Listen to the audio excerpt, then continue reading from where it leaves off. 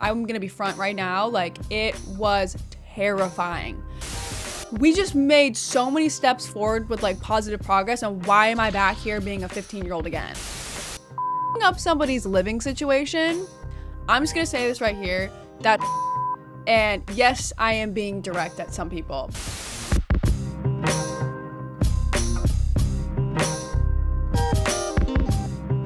Hello guys, and welcome to the first episode of my new podcast, Now What? I am your host, Brooke Sabey.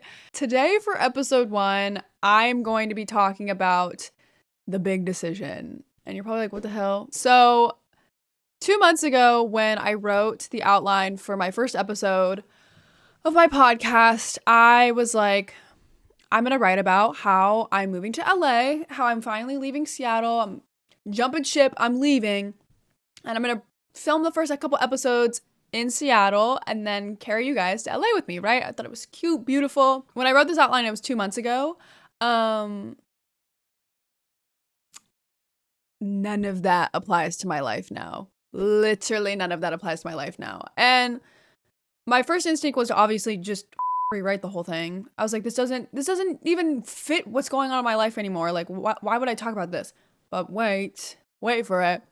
My podcast is called Now What? Because your 20s is full of that question of just, what the hell are we doing now? Now what? You finish one goal, you get a new job, you do something cool, and then you're like, okay, now what? Like, and I feel like we get stuck in this endless loop of like having this feeling that we need to have our life planned out to the day we die. And if it doesn't go to plan, then we're just screwed. And we're constantly asking this question, okay, now what? Now what? How do I pivot? How do I fix this?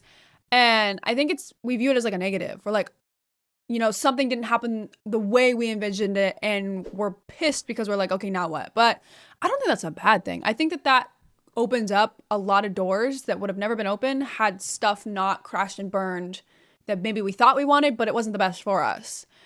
And so my podcast is just basically carrying you through my 20s with me as I navigate all of these now what questions and help you guys learn from my failures, be a friend, an older sibling, whatever you need me to be.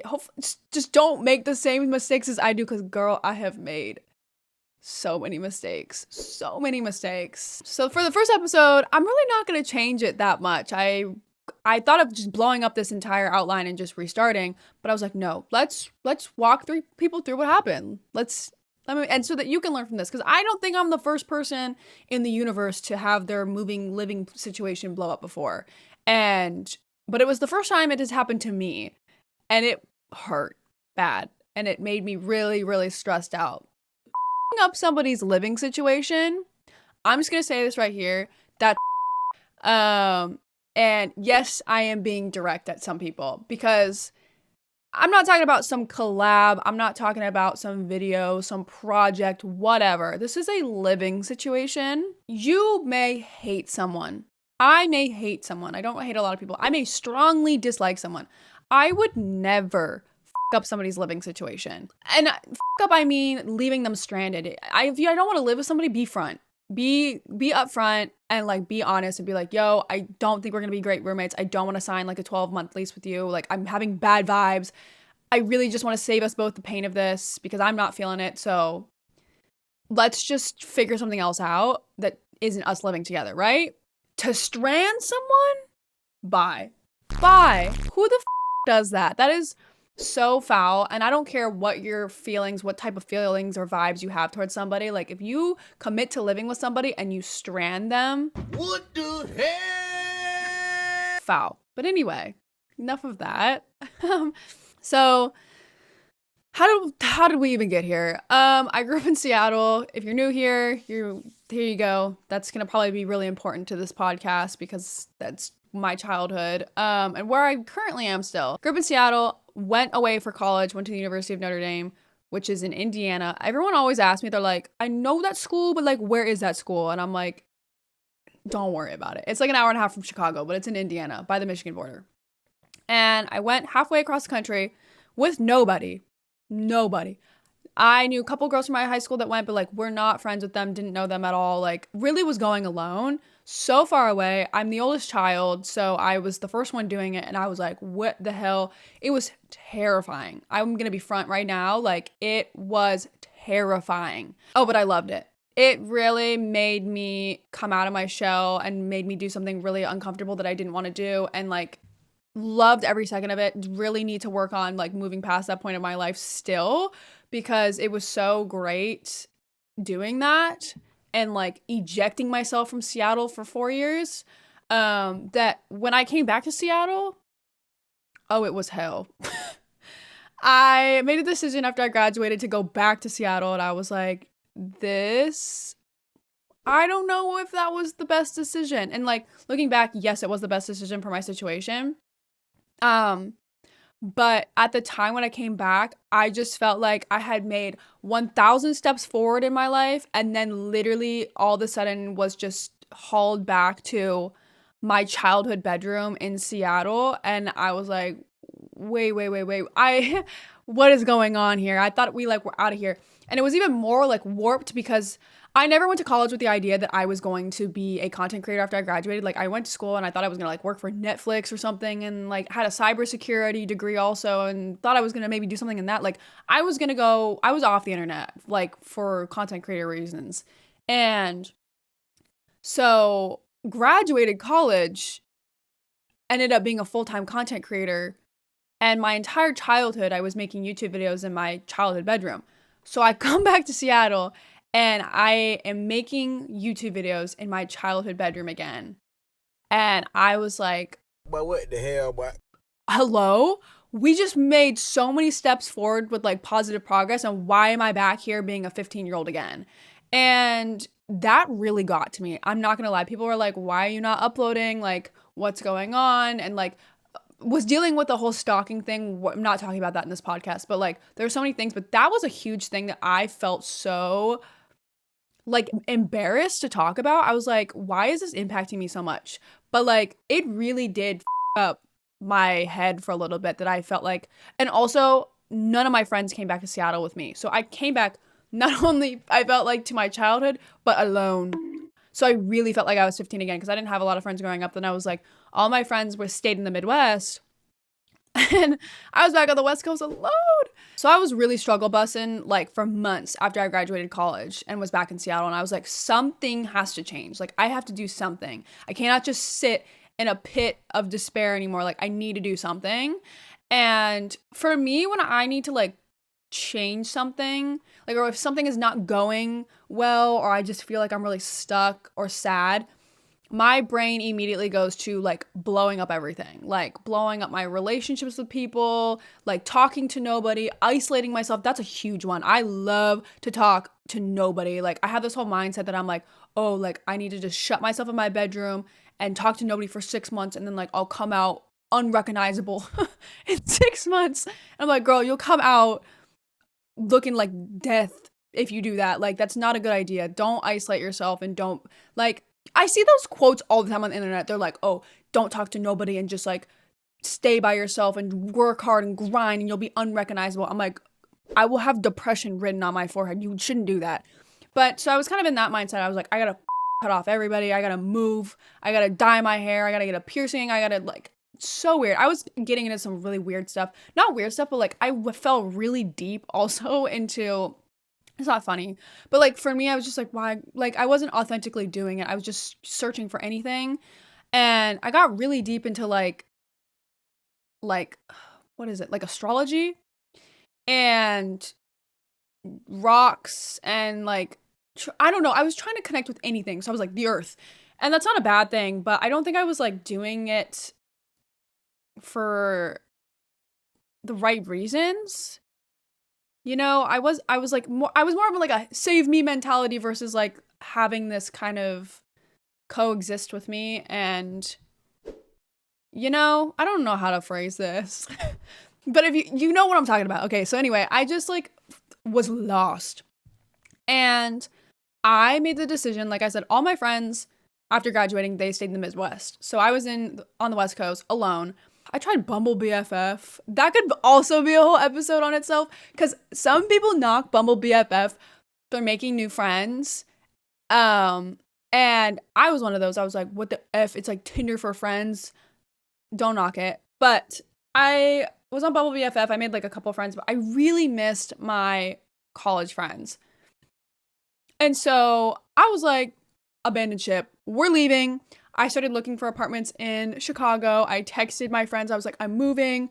Told everybody. I feel like if I put it out there and start telling people, it holds me to it. Started telling everybody I'm moving to Chicago. Bye. Like, I'm going back to the Midwest. That was going to solve all my problems. I thought that I missed college. My college was in the Midwest. All my friends were in the Midwest. If I went back to the Midwest, it would be like I was in college again and all my problems would go away. That's not true at all. And that took me so long to realize. I should have known this from coming back to my childhood hometown city, that just because you go back to an old location doesn't mean it's going to be the way it was, right? But for some reason, I had this deranged idea that if I went back to the Midwest, it was going to be like college again. Like, I would just like force it to happen. And it literally took my mom being like, you realize, like, you guys are all not living in the same place. Like, I know you guys are all in the same city, but you guys are going to be all over the place. You're not all in school. You all have different jobs, different lives. Like, people are very different outside of college than they are in college. Like, it's not going to be the same. You're going to go back to Chicago and you're going to go back to the Midwest expecting it to be like to a T, like what college was. And real life is not college. And it's not going to fix what's going on inside of you. And I was like, what are you talking about? Like, all my friends are there. Like, you don't know anything. And I was so dead set that like this was going to solve all my problems. And a lot of people were asking me, they're like, you're a content creator and you're moving to Chicago? Like, why? And you can be a content creator, honestly, anywhere. Don't let anybody tell you that like you have to move to LA to like make it happen. No, you don't. But Chicago, like, for career-wise, had nothing. I was simply going back there to fill a void. And I don't think it would have been the worst thing in the entire world had I actually gone through with doing that. But I know for a fact it would not have been what I had, some fantasy land expectation I had in my head. So as it got closer and a lot more real that I was potentially going to move to Chicago, I started kind of like realizing that, hey, maybe what your mom said was right. Maybe like you are being a little delusional about this. And there's nothing wrong with being delusional. I still stand by, and I know a lot of people stand by, that being delusional makes a lot of things happen. Good things happen, like Delulu mentality. But I was being the bad kind of delusional and chasing after something that just didn't frankly exist. So I reevaluated. And I was like, okay, you know what?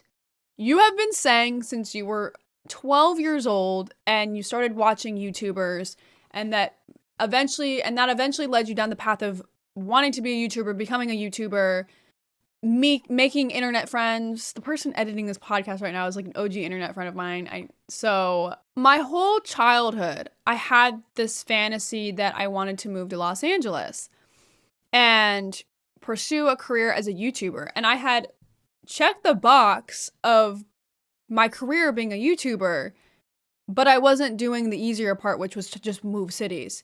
And I was like, what am I doing? You have been talking about this since you were 12 years old. Why are you not doing this? Why are you chasing after the past? Like, go forward. Like, you wanted to go to college in LA and that didn't happen. You went to the Midwest and like now you're like back home in Seattle and you thought you were going to move to LA right after college. Like, why are you dragging your feet? Just do it. I thought that aligned best with like my authentic self by like kind of healing that child in me. Like, you have always wanted to move to LA to be a YouTuber. Who cares if it doesn't work out or it's not perfect?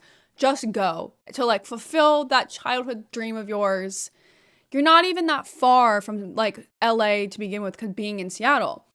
And so I decided we're going to move to LA. And so, but like realistically, we had to figure out like the other logistics of that because it's really expensive to live there alone. And I didn't want to be doing that. And also like moving to a new city alone sounded like a really bad idea to me. Living alone, period, just sounds like a really bad idea to me. Because I can isolate. I can not talk to another human being for an unhealthy amount of time. And I know being a content creator where like I don't go into an office, I don't really have coworkers, it makes it really easy for me to literally talk to nobody. And I would know I have a lot of anxiety. If I'd moved to LA and like done it alone and lived alone, I would have probably shut down and not talk to anybody. That's like I said earlier in the pod, that's like one of my coping things is to like cut everyone out, don't talk to anybody. So I just knew that wasn't a good idea. And I had a group of friends here in Seattle who are also in kind of a creative industry. They were planning on moving to Los Angeles. And I was like, okay, let me just ask them, like, can I move with you guys? I'll move on your timeline, but like, can I move with you guys? So I talked to them. They said yes. And I was going to move to LA. So when I wrote the outline to my first podcast episode, that's kind of where I was. I was planning on moving to Los Angeles, needed to make a decision that was actually good for me and not just live in the past and chase what's comfortable. And I definitely chase what's comfortable constantly. I think like your 20s is so full of uncertainty that I think it's normal to chase comfortability, but to a certain degree. I think I do it way too much sometimes. And like, I'd be lying if I told you I don't even still do it now. Like there are times where I just like shut down, and being a content creator is such like a unstable position. I feel like you can get banned off a platform, job gone. Like, I don't like, it's so unstable. Could get no brand deals. I experienced getting deleted off a platform that was my majority of my income earlier this month. That was really great. So like, it's really unstable that sometimes it gets to the best of me because I chase comfortability and I'm like, you know what? Fuck this. I can't do this anymore. This isn't good for me. I'm just going to go get a normal job. Like, we're done. And I'm like panic scrolling at LinkedIn at 4:00 in the morning looking for a job. And then I just kind of like snap out of it. I'm like, what am I doing? You are literally like going in the past. That your 20s is the time for you to like pursue what you want to do if you have the ability to do it. I know a lot of people say like, just be free, but like money's a thing. I would not be doing this had I not built the platform that I did in college. Like, I'm not recommending to just quit your job and become a YouTuber because that's really dangerous to do. But I mean, if you get to a position where you're working a job and you have a platform that's large enough to make a decent amount of money off of it, like I would say go for it. If this is your dream, go for it. And like you've made it like semi-stable enough. But I mean, there's still so much instability in this industry that it gets to me. As somebody who chases comfortability, it really gets to me sometimes. And I will panic scroll for job postings, trying to be like, I'm done, I can't do this. But I don't, because I reel myself back in, and I've recognized this pattern of chasing comfortability, and sometimes I make decisions, and they feel good. When you make decisions that make you comfortable, they feel good, because you're safe. Sometimes you gotta make that decision that literally doesn't feel good, because it's unsafe, but it's what you need. You need a little push. Normally, I will catch myself and backtrack and be like, no, you're doing fine. There's no reason for me to be feeling this way. And honestly, things trigger that like panic of I need to find like instant stability all the time. It's not like something that sets it off. It's just like, sometimes it's just sleep deprivation. Sometimes it's just like, maybe I didn't eat enough that day. There's so many things that'll like send me into that spiral of like trying to, honestly, we all do this. Trying to fix your life at 4:00 in the morning. That's a big thing I think that people do in their 20s, or just honestly probably throughout life. I've done that my entire life. I will like be fine during the day. 2 a.m. rolls around. All of a sudden, I feel like I gotta run a triathlon, have a golden YouTube play button by tomorrow, and also win an Oscar. And I have a whole game plan mapped out, and I'm like anxious and freaking out. And then there's like the other end of the spectrum of it that's, I need to just quit all the stuff I'm doing. I don't need to make any more progress. Just go get like a comfortable job and like get married tomorrow and just live comfortable. And there's nothing wrong with living like that either.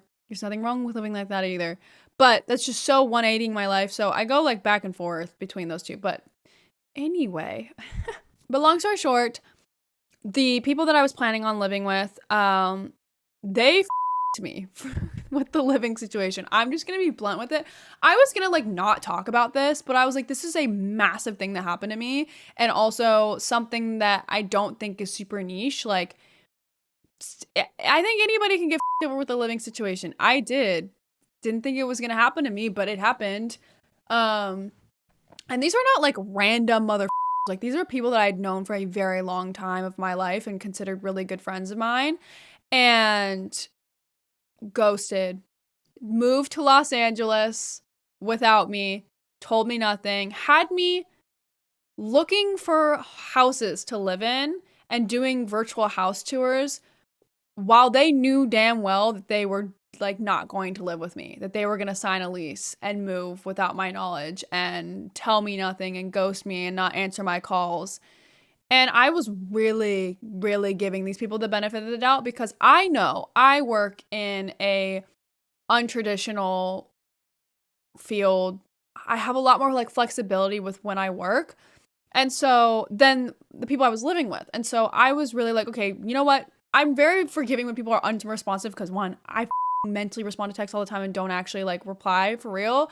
Or I just like, I'm bad at it. So I'm not that harsh on people that don't reply to my texts. And I also know that like I work weird hours. People work a lot more like normal hours. They're busy. They can't be on their phone. I get all hours. And like my job is being on my phone all the time. So I'm like pretty forgiving with that. And I was like, you know what? Maybe they're just really busy. Like, we're moving soon. Everyone's trying to like get everything under control, finances, like finding a place, talking to family, like whatever it is. I was like really trying to be empathetic here. I would hear from them here and there, and they would tell me, oh, we're just really busy, like, so sorry. I would continue to do house tours, send all the information. No one would reply to my text. I should have known that they were going to ghost me. I should have known that these people were going to ghost me. But I really thought that these people had my back. And I also thought that like people don't do shit like this. I was like, this is somebody's living situation. I like truthfully thought that they were busy. This is gonna make me real upset. But no, they weren't. They moved to Los Angeles, signed a lease without me, didn't tell me, and just ghosted me. And I haven't spoken to them since. And it hurt. I was literally like, now what? I was literally planning on packing up and moving the following month, and had told people that I work with that like live down in Los Angeles, because obviously being a content creator, a lot of people that I talk to and communicate with and work on projects with live in Los Angeles. So I was like, yep, I'm moving, like giving people time frames. And then all of a sudden I was just like, it was embarrassing. Like, it was embarrassing. I felt in my head at the time. I was like, I have to tell all these people that I'm not, all the people in Seattle I'm friends with that I'm not going. Like, people still to this day will text me. They're like, wait, you're not in Los Angeles? And I'm like, I don't even want to talk about this. I don't want to talk about this because no, I'm not. And I was really angry with this question of just like, now what? I was like, I don't even have a plan anymore. I don't know who I'm going to live with. I was really sad. And I was beating myself up about the now what question again. Of just like, I never know what's going on. Like, I felt like the rug got ripped out underneath me. I didn't do anything. And I will stand by, like, if I really, really thought, like, super hard why these people would do this to me. I was like, did I do something wrong? Like, what happened? Did I hurt somebody's feelings? Like, what would make somebody do this? But they weren't even, like, speaking. Like, it was so 180 of, like, oh, like, we were planning on moving. And then it was, like, no one replied to me. And I hadn't seen them physically. I hadn't even texted any of them. It was just so quick. So I was like, okay, it couldn't have been like we were hanging out and maybe something happened. There was an incident and like that drove them to not want to live with me. Like, it was so weird. We were not communicating and then it just like happened. And it was like, I don't know. I really don't know. I wish I could like elaborate on this, but like, I don't know. And I probably will never know. And that's a whole other thing right there of like your 20s. There's a lot of horrible things that happen to you and you will never have an answer for it. You will never get an answer for a lot of the things that happen to you. And I don't even have to think for your 20s. I think that's just the thing in life that I've now just understood now in my 20s, that there is a lot of horrible things that will happen to you. And I really hope that they don't, but it's life, and life will beat you the down, and you will never get an apology. You will never get an explanation. And there may be no legitimate reason for it. And it may not even guide you to anything even better. It may have just been a thing to happen to you that has no higher purpose and no redirection for you, and you will get no explanation for it, and you can't do about it but move on. And I think coming to terms with that has really helped me just be unaffected when people do like this to me. Because what the am I supposed to do? I can't do anything about it. Like, why am I going to be sad about it? I can either dwell on the fact that I'm not in Los Angeles, financially wreck myself by forcing it to happen, and make myself mentally miserable because I would be alone through doing this and stress the fuck out. Or I can just embrace that, you know what? There may be no reason for this. People are just shitty people, and it is what it is. I don't know what I'm doing. I have no idea what I'm doing. And I do in other areas of my life. Like, I have some direction. Please, I mean, like, you should have a little bit of a direction. Just a little bit. But it's okay if you don't. There's periods of time where I'm like, nothing is going right. And one of those instances was happening recently. I was like, holy shit. But, it's okay. We are in this together. So, I honestly think that my first outline of my podcast was so fitting to blow up that maybe that was the higher purpose of that thing happening to me. Maybe it was to just have a great first episode that really tied into the theme of this podcast is we don't know what we're doing, but we're going to figure out together. I'm going to bring you along to experience my 20s with me as I have people do things to me, and I have fall through, and I have wins, and I have really cool things happening, and I'm going to share it all in real time, authentically, and just really raw. And hopefully you can learn from it, feel closer to me. That may have been a lot of rambling. I promise you, if you were like, what the is this, Brooke? It'll get better. I've done one podcast episode in my entire life, and it was with another person. This is foreign to me. We're figuring it out together, baby. Like, again, back into the theme. Like, we'll figure it out. I don't know, dude. Hopefully you enjoyed it. Maybe it was fire and I just don't know yet. We'll find out. Anyways, thank you guys so much for listening to the first episode of my solo podcast, Now What? I'm your host, Brooke Sabey. That's actually so cool to say. Make sure you subscribe, follow, like, all that good stuff, and definitely comment down below and let me know if you guys want to hear me talk about anything. There's really nothing off limits. I think this is going to be kind of like a book. It's the book of me. What the am I talking about? Yeah, I just mean, like, I want to be very, like, raw and unfiltered in this. So, like, you have something you want me to talk about and I can talk about it, let me know, because I'll do it. I will do it. And next week, I had a whole different outline planned for next week, but we are just going to jump into something really that happened to me. And we're going to talk about not inserting yourself into spaces that you know you're not going to be welcome into and expecting to succeed. And we're going to talk about how I just quit modeling and was in like a legal issue with my modeling agency, the whole world of modeling and how it can be. It's not all bad, but yeah, we'll talk about that in the next episode. I know a lot of people have questions just about that industry, and I feel like it's very like hush hush, like people don't like want to like piss people off, so they're very quiet about things. Like, I don't fucking care. So that's what we're going to talk about in the next episode. So if you guys want to hear more about, I also just don't talk about that part of my life. Another thing I keep very like, that I like model and I'm like signed to like an agency and stuff and like my experience with that. And a lot of weird has happened to me through doing that.